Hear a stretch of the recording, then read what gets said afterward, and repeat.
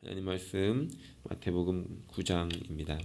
마태복음 9장 1절부터 8절 말씀 우리 함께 봉독하도록 하겠습니다. 마태복음 9장 1절부터 8절까지 말씀입니다. 예수께서 배에 오르사 건너가 본 동네에 이르시니 침상에 누운 중풍병자를 사람들이 데리고 오거늘 예수께서 그들의 믿음을 보시고 중풍병자에게 이르시되 작은 자야 안심하라 내 죄사함을 받았느니라. 어떤 서기관들이 속으로 이르되 이 사람이 신성을 모독하도다. 예수께서 그 생각을 아시고 이르시되 너희가 어찌하여 마음에 악한 생각을 하느냐. 내 죄사함을 받았느니라 하는 말과 일어나 걸어가라 하는 말 중에 어느 것이 쉽겠느냐. 그러나 인자가 이 세상에서 죄를 사하는 권능이 있는 줄을 너희로 알게 하려 하노라 하시고 중풍병자에게 말씀하시되 일어나 내 침상을 가지고 집으로 가라 하시니 그가 일어나 집으로 돌아가거늘 무리가 보고 두려워하여 이런 권능을 사람에게 주신 하나님께 영광을 돌리니라. 아멘. 오늘 말씀을 통해 예수 앞에 나오면 이라는 제목으로 함께 말씀을 나누려고 합니다.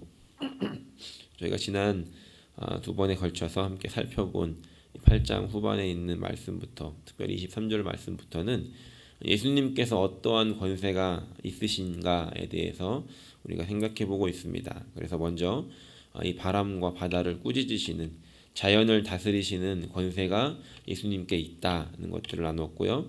두 번째는 귀신을 쫓아내는 권세가 예수님께 있다. 그리고 그 이름의 권세를 우리에게 주셨다는 것들을 우리가 함께 생각했습니다. 그리고 오늘 말씀에서 볼 수 있는 예수님의 권세는 바로 이 죄를 사하는 예수님의 권세입니다.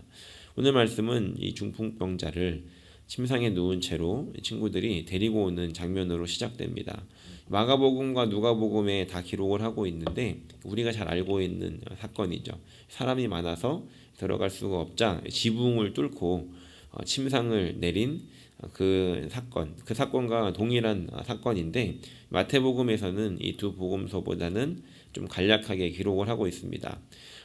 그러면서 이 특징을 가지고 있는데 무엇이냐면 이 누가복음과 마가복음에서는 이 병고침에 대해서 조금 더 이렇게 장면에 집중을 하고 있다라고 한다면 오늘 이 마태복음에서는 그것들을 조금 간략하게 하고 오히려 예수님께서 이 죄를 사하시는 권세가 있다는 것에 무게를 두고 있다는 겁니다. 이 말씀 속에는 두 부류의 사람들이 등장합니다. 한 부류는 이 환자와 또 환자와 함께 왔던 이 사람들, 예수님께 환자를 데리고 오는 그런 믿음이 있는 사람들의 모습으로 한 부류가 등장을 하고 또 한 부류는 서기관들입니다. 속으로 예수님을 비방했던 서기관들의 모습이 이렇게 구분이 되어서 대비되어집니다. 오늘은 이들의 반응과 또 이들에게 하셨던 예수님의 말씀을 통해서 오늘 저와 여러분들에게 주시는 은혜가 무엇인지 함께 생각해보는 시간을 가지려고 합니다. 먼저 이 침상에 누운 이 중풍병자를 예수님께 데리고 왔을 때 오늘 말씀에는 기록하고 있지 않지만 이 장면을 살펴보면 지붕이 뚫려지고 침상이 내려옵니다. 사람들의 이목이 얼마나 집중됐겠습니까? 그 장면들도 굉장히 의아한 장면이었고 예수님은 과연 저 병자를 어떻게 치료하실까 아마 굉장히 많은 이목이 집중되어 있었을 것입니다. 그런데 예수님께서 하셨던 이 반응은 그 병자를 고치시기 전에 2절 말씀을 보니까 이렇게 기록합니다. 예수님께서 이르시되 작은 자야 안심하라 내 죄사함을 받았느니라 라고 말씀하십니다. 다들 의아해했을 것입니다. 아니, 병은 안 고쳐주시고 왜 저렇게 말씀을 하시나. 사람들은 이렇게 의문점을 가졌을 것이고 그것보다 이 서기관들은 더 격하게 마음속으로 반응을 하는데 물론 이 서기관들이 여기 왜 와 있는지는 모르겠지만 그들의 마음에 반응하는 것은 저거는 신성모독이다라는 것이었습니다. 왜냐하면 이 죄를 사하는 것은 오직 하나님만 하실 수 있는 일이었기 때문입니다. 유대인들에게 있어서 철저하게 금지되는 돌로 쳐 죽일 수 있는 죄의 목록 중에 하나는 하나님의 이름을 욕되게 하는 것인데 지금 이 예수님께서 죄를 사한다라고 하는 것은 그 하나님을 지금 모욕하고 어떻게 보면 돌로 맞아 죽을 수 있는 그런 범죄 중에 하나로 이 서기관들에게는 보였다는 것입니다. 그런데 우리 예수님께서는 그들의 마음을 보시고 5절 말씀에 이런 질문을 하십니다. 내 죄사함을 받았느니라 하는 말과 일어나 걸어가라 하는 말 중에 어느 것이 쉽겠느냐라고 질문을 던집니다. 이것은 이 서기관들에게도 던진 질문이었고 또 그곳에 있었던 이 환자와 중풍병자와 친구들에게도 던진 질문이었고 또 거기서 있었던 많은 사람들에게도 던지는 질문이었을 것입니다. 오늘 이 질문을 여러분들에게도 한번 드려보고 싶습니다. 침상을 들고 걸어가는 병을 고쳐받는 것과 이 죄사함을 받았느니라 하는 말 중에서 어느 것이 더 쉬울까요? 네. 여러분들에게는 어느 게 더 쉬워 보입니까? 우리는 이제 이 질문에서 굉장히 아리송합니다. 왜냐하면 죄를 사하는 건 하나님이 하시는 일인데 이건 뭐가 더 쉬울까 이런 의문점을 갖게 되는데 먼저 예수님께는 둘 다 쉬운 일입니다. 예수님은 물론 이제 죄를 미워하시는 분이시기 때문에 죄를 용서하시는 것이 조금 더 어려워 보일 수는 있을 것 같지만 예수님께는 죄를 사하시는 것과 그리고 병을 고치는 것이 둘 다 예수님께는 쉬운 일이라는 겁니다. 그렇다면 지금 예수님께서 말씀하시는 것은 예수님의 기준이 아니라 사람들의 입장에서 뭐가 더 쉬운 일이고 어려운 일인지에 대해서 질문을 하시는 것인데 이 죄를 사하시는 것은 하나님은 하실 수 있는 일이지만 사실 이 죄가 사해졌다는 것은 눈에 보이지 않는다는 겁니다. 그래서 이 사람들에게 있어서 죄 사함을 받았다? 이건 눈에 보이지 않는 일이기 때문에 그렇게 어려운 일인지 쉬운 일인지 알 수 없다는 겁니다. 그런데 한 가지 분명히 사람들에게 있어서 어려워 보이는 것은 무엇이냐면 저 지금 중풍병자, 혼자서 몸을 가눌 수도 없는 저 중풍병자가 일어나 가는 것, 병이 낫는 것은 사람들이 볼 때는 굉장히 어려운 일이었다는 것이죠. 그래서 사람들은 이 사람들에게 예수님께서 그들의 입장에서 물어보셨다는 겁니다. 쉬운 예로 이런 예를 들 수 있을 것 같은데 질문을 하는 거죠. 더하기가 쉽니? 빼기가 쉽니? 곱하기가 쉽니? 나누기가 쉽니? 반대로 더하기가 어렵니? 빼기가 어렵니? 곱하기가 어렵니? 나누기가 어렵니? 라고 물어봤을 때 나누기가 가장 이제 어렵지 않습니까? 그런데 이 나누기를 할 줄 알면은 곱하기, 더하기, 빼기는 할 줄 안다는 것이죠. 지금 예수님께서 이런 식으로 물어보시는 겁니다. 내가 지금 병 고치는 것을 함으로 인해서 이 죄사하는 것도 충분히 할 수 있다는 것을 사람들에게 보여주시려고 했다는 것입니다. 사람들이 볼 때는 이 죄사하는 것보다 이 병이 낫는 것이 더 어렵게 보였다는 것이죠.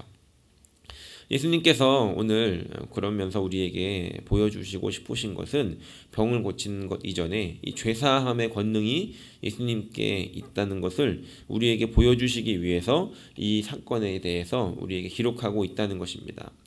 오늘 예수님께서 이 권세를 우리에게 보여주셨는데 지금까지 세 가지를 말씀을 드렸죠. 그 자연을 다스리는 권세와 귀신을 쫓는 권세와 죄사함의 권세.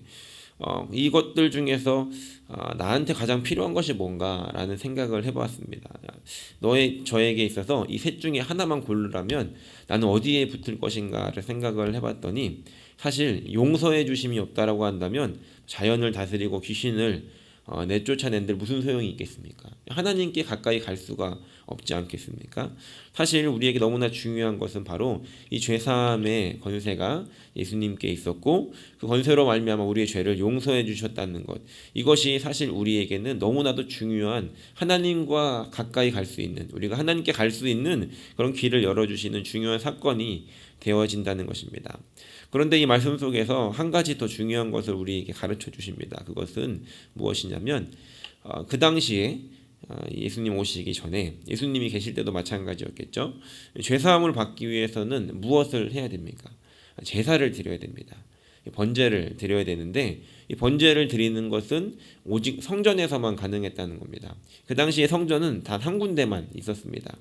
그 성전에 와서 죄사함을 받기 위해서 가까이 사는 사람들은 뭐 그렇게 큰 어려움은 없었겠지만 다른 멀리 있는 사는 사람들, 또 특히 이 당시에는 또 디아스포라로 흩어져서 해외에 있었던 사람들은 그 죄사함을 받기 위해서는 그 성전에까지 찾아와서 제사를 직접 드려야 이 죄를 사함을 받는 그런 일들이 있었다는 것입니다.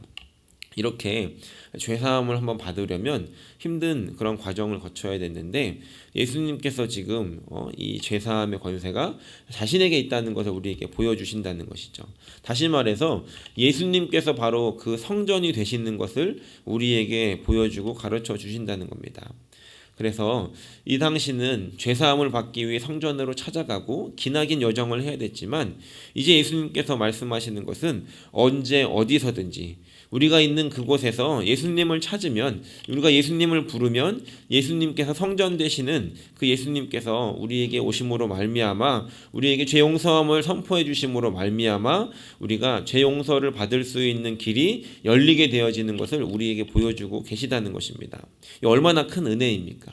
예수님께서 오셔서 죄 용서하심을 우리에게 허락해 주셨지만 여전히 우리는 성전에 가서 죄 사함을 받아야 한다라고 한다면 우리는 지금 코로나 기간에는 이스라엘에 갈 수도 없고 이 끝날 때까지 죄를 용서받을 수 없는 그런 삶을 살고 있지 않겠습니까? 오늘 예수님께서 우리에게 이런 은혜를 허락해 주셨습니다.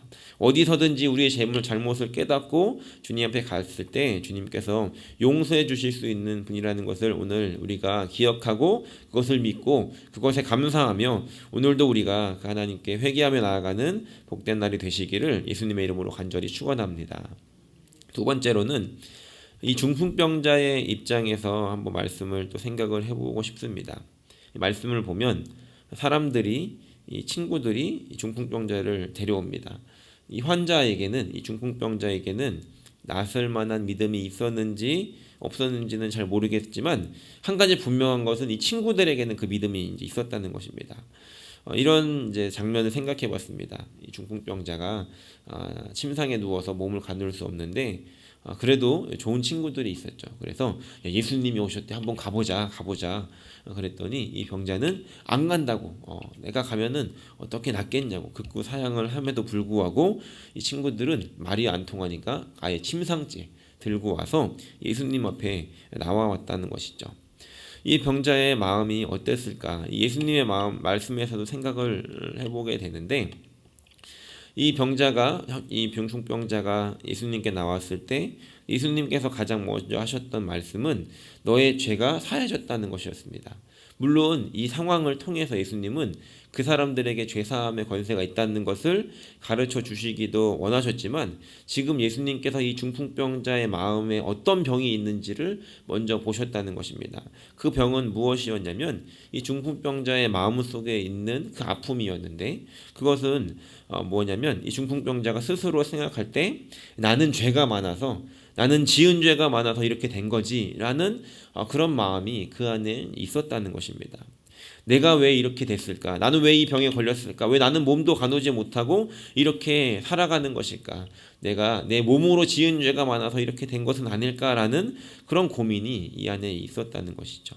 물론 정말로 죄로 인해서 이렇게 된 것인지 알 수는 없습니다. 하지만 한 가지 분명한 것, 그것은 이 땅에 이 우리의 그 병약함들, 이 우리의 그 병이 걸리는 이유가 이 우리의 죄로 인해서 죽음이 이 세상에 들어오고 그 죽음의 과정 속에서 나타나는 현상 중에 하나가 바로 병에 걸리는 것이라는 겁니다.